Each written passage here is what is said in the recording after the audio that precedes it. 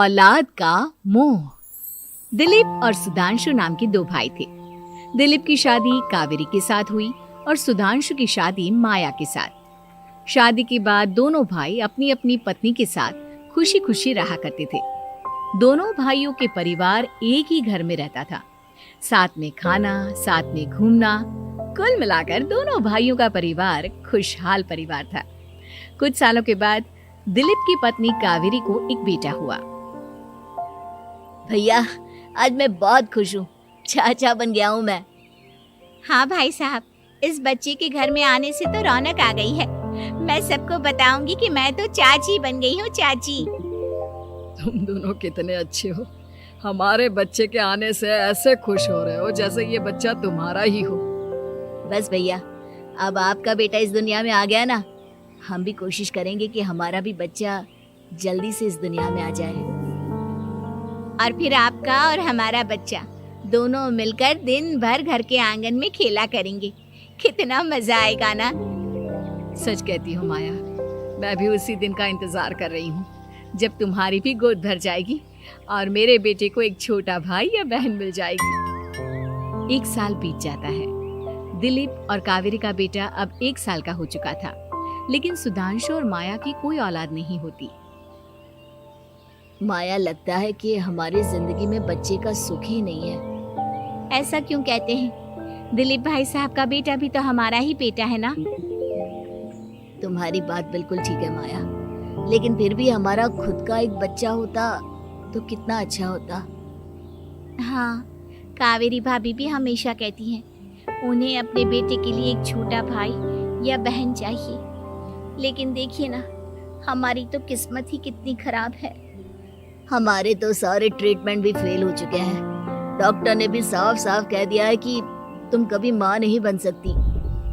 वही तो सुधांशु, बहुत बुरी किस्मत है हमारी। लेकिन माया, हम अपनी किस्मत को इतना क्यों कोस रहे हैं? हम दिलीप भाई साहब के बेटे को अपने बेटे की तरह ही प्यार कर सकते हैं ना। हाँ जी, बिल्कुल सच कहा। मैं भी वैसा कर सकती हूँ। चाची हूँ, उसे छोटी माँ का प्यार नहीं दूंगी क्या? कुछ दिनों के बाद दिलीप का एक दोस्त दिलीप से मिलने के लिए आता है। अरे क्या बात है दिलीप, बधाई हो बधाई। और घर तो काफी बड़ा है तुम्हारा। वैसे तुमने अपने बेटे के बारे में क्या सोचा है? भैया, और क्या सोचेंगे, बस उसे पढ़ा लिखा कर अफसर बनाएंगे, उसकी पढ़ाई पर खर्च करेंगे। अरे भाभी, आपकी तो इतनी सारी प्रॉपर्टी है, आपको किस बात की चिंता? ले देकर एक बेटा ही तो है। अरे नहीं दोस्त, तुम गलत समझ रहे हो। इस घर में मैं और मेरा छोटा भाई दोनों रहते हैं। इस घर का आधा हिस्सा मेरे छोटे भाई का है। अच्छा, कितने बच्चे हैं तुम्हारे छोटे भाई के? भैया, उनके साथ ना कुछ प्रॉब्लम है। मेरी देवरानी कभी माँ नहीं बन सकती। अरे फिर किस बात की चिंता? अरे मैं तो कहता हूँ अपने बेटे के भविष्य के बारे में सोचिए ही मत। बस ये घर उसके नाम करवा दीजिए। देखिए, आपके भाई का भी कोई बच्चा नहीं है तो सब कुछ आपके बेटे को ही मिलना चाहिए। लेकिन ऐसा करना क्या सही होगा? अगर उनका बच्चा नहीं है तो क्या हुआ? ये घर आधा उनका है, उनकी जो मर्जी है वो करे। अरे कैसी बात करते हो? उनकी कोई औलाद नहीं है, वो क्या करेंगे प्रॉपर्टी अपने नाम रखकर? हाँ, वैसे भाई साहब, आपकी बात तो बिल्कुल सही है। अब जो कुछ भी है वो हमारे बेटे का ही तो है। आखिर वही तो इस घर के वंश को आगे बढ़ाएगा। मैं कल ही देवर जी से बात करती हूँ। अगले दिन सुधांशु और माया, इधर आओ। तुम दोनों से एक बहुत जरूरी बात करनी है मुझे। बताइए ना भाभी, क्या बात है? आपको कहीं जाना है तो आप अपने बेटे को मेरे पास छोड़कर जाइए। मैं ही पूरा दिन रख लूंगी उसे। अरे नहीं माया, वो तो मुझे पता है। मैं किसी और चीज के बारे में बात करना चाहती हूँ। बताइए ना भाभी, क्या बात है? देखिए देवर जी, आपका कोई बच्चा है नहीं, लेकिन मैं जानती हूँ कि आप हमारे बेटे को अपने बेटे की तरह ही प्यार करते हैं। भाभी, बेटे की तरह नहीं, वो हमारा ही बेटा है। मेरे लिए तो वो मेरा ही बच्चा है। वही तो फिर क्यों ना ये सारी प्रॉपर्टी हम मेरे बेटे के नाम करवा दे, क्योंकि तुम्हारा हो या मेरा, हम सबका एक ही तो है बेटा। लेकिन भाभी, अभी तो वो सिर्फ 1 साल का है। अभी से प्रॉपर्टी उसके नाम करवाने का क्या मतलब है? देखे देवर जी, जो काम जितना जल्दी हो जाए ना उतना अच्छा। आने वाले वक्त का क्या भरोसा। भाभी भरोसा क्यों नहीं, हम तो हमेशा आपके बेटे को माँ बाप की तरह ही प्यार करेंगे। हाँ, लेकिन फिर भी मैं चाहती हूँ कि ये सारी प्रॉपर्टी मेरे बेटे के नाम हो जाए। अब मुझे नहीं लगता तुम दोनों को इसमें कोई भी परेशानी होगी, है ना? भाभी वैसे तो आप जो कह रही हैं वो बहुत जल्दबाजी है, लेकिन फिर भी अगर आपको ऐसा लगता है तो ठीक है, कल ही प्रॉपर्टी के पेपर बनवा लीजिए, मैं और माया उस पर साइन कर देंगे। इस तरह से अगले दिन प्रॉपर्टी के पेपर बनवाकर सारी प्रॉपर्टी दिलीप और कावेरी के बेटे के नाम पर करवा दी जाती है। कुछ दिनों के बाद सुधांशु, सुबह सुबह ये कौन लोग आ गए हैं तुम्हारे घर पर? भैया वो ऊपर वाला कमरा खाली पड़ा था ना, सोच रहा था किराएदार रख देता हूँ। लेकिन किराएदार रखने से पहले आपने हमसे पूछा भी नहीं। भाभी, इसमें आपसे पूछने वाली क्या बात थी? हमें एक ही कमरे की जरूरत थी, इसलिए सोचा दूसरा कमरा किराए पर दे देते हैं, कुछ इनकम हो जाएगी। अरे माया, ये सारी प्रॉपर्टी अब मेरे बेटे के नाम पर है और यहाँ पर जो कुछ भी होगा उसके लिए तुम्हें मेरी या दिलीप की परमिशन तो लेनी पड़ेगी ना। हाँ सुधांशु, तुम्हारी भाभी ठीक ही तो कह रही है। अब देखो, तुमने खुद अपने हाथों से ये प्रॉपर्टी हमारे बेटे के नाम की है, वह अभी बहुत छोटा है, तो इस घर से रिलेटेड सारे फैसले तुम्हें हमसे पूछ कर लेने चाहिए। भाभी, हमें तो लगा था कि आप हम लोगों से बहुत प्यार करती हैं, लेकिन आप तो हमारे साथ भेदभाव करने लगी। अरे, इसमें भेदभाव करने वाली क्या बात है? और मैंने कौन सा तुमसे कुछ गलत मांग लिया? अरे ले देकर मेरा बेटा इकलौता इस पूरे वंश का वारिस है, सब कुछ उसके नाम है।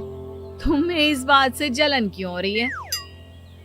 भाभी, माया को जलन नहीं हो रही, वो तो बस ऐसे ही कह रही थी।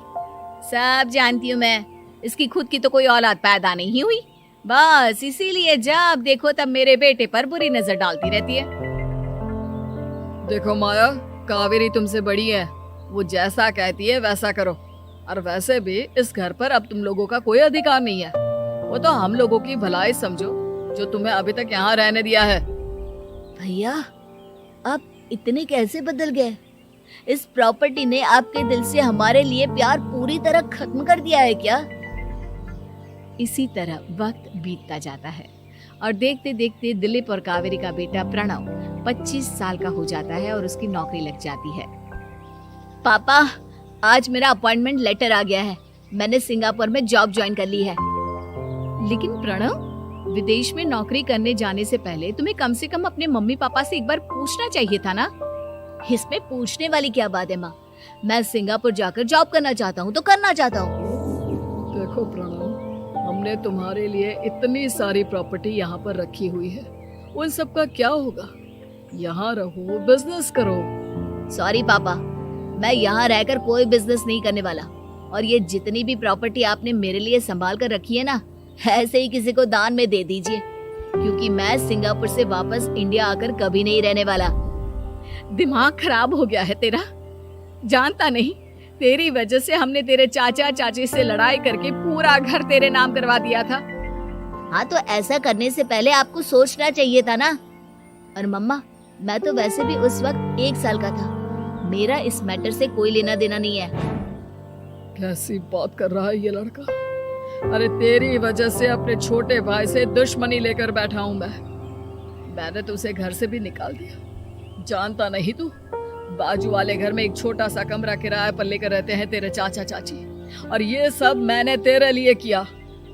देखिए पापा, आपने जो कुछ भी किया अपने लिए किया। मैंने आपसे कब कहा था कि मुझे ये प्रॉपर्टी और घर चाहिए? और वैसे भी अपने भाई के साथ इस तरह का बिहेव करके आपने कोई अच्छा काम तो किया नहीं। तू सही कह रहा है बेटा, हमने तेरे चक्कर में अपने छोटे भाई जैसे देवर और बहन जैसी देवरानी को इस घर से निकाल दिया। बहुत बड़ी गलती हो गई मुझसे। ठीक है मॉम, तो अब आप अपनी गलती सुधारो, लेकिन मुझे तो फॉरेन जाना है, मैं वहीं जाऊंगा। अब आगे क्या करना है ये आपका डिसीजन है। और प्रणव सिंगापुर जॉब करने के लिए चला जाता है। कुछ दिनों के बाद जब दिलीप और कावेरी को अपनी गलती का एहसास होता है तो वो सुधांशु के घर पहुंचती है। सुधांशु, माया, हमें माफ कर दो, हमसे बहुत बड़ी गलती हो गई। क्या हुआ भाभी? आज इतने सालों के बाद आप हम गरीब लोगों के घर क्या करने आई हैं? भाभी, हमने तो खुशी खुशी अपने भतीजे को सब कुछ दे दिया। अब हमारे पास कुछ भी नहीं बचा है। भाई, मुझसे बहुत बड़ी गलती हो गई। जो तेरे जैसे भाई को मैंने प्रॉपर्टी के चक्कर में घर से निकाला और जिसके लिए मैंने ये सब कुछ किया, वो खुद ही विदेश चला गया। भैया भाभी, जिस बेटे के लिए आपने हम लोगों को इतनी तकलीफ दी, आपस के प्यार को बिगाड़ा, जब वही आपसे दूर चला गया तो आपको इस बात का एहसास हुआ। लेकिन माफ कीजिए, अब हम आपके साथ रहने के लिए उस घर में नहीं आ सकते। नहीं नहीं माया, ऐसा मत कहो। मुझसे बहुत बड़ी गलती हो गई। प्लीज वापस चलो, मैं वो घर फिर से तुम्हारे नाम कर देती हूँ। भाभी, मैं उस घर का क्या करूंगी? किसके लिए? मेरा कोई बच्चा नहीं। मैं तो बस जिंदगी भर आप लोगों के साथ प्यार से रहना चाहती थी। प्रणव को अपने बेटे की तरह प्यार करना चाहती थी, लेकिन आपने मुझसे वो अधिकार छीन लिया। भाभी और भैया, एक सवाल पूछना चाहता हूँ आप लोगों से।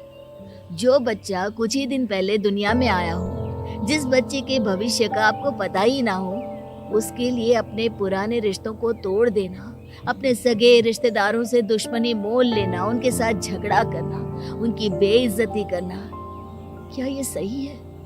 कम से कम हमें सही वक्त का इंतजार तो करना चाहिए ना। सिर्फ प्रॉपर्टी के लिए अपने सगे भाई को घर से निकाल दिया, वो भी अपने 1 साल के बेटे के लिए। क्या ये वाकई में सही था? जवाब दीजिए मेरी बात।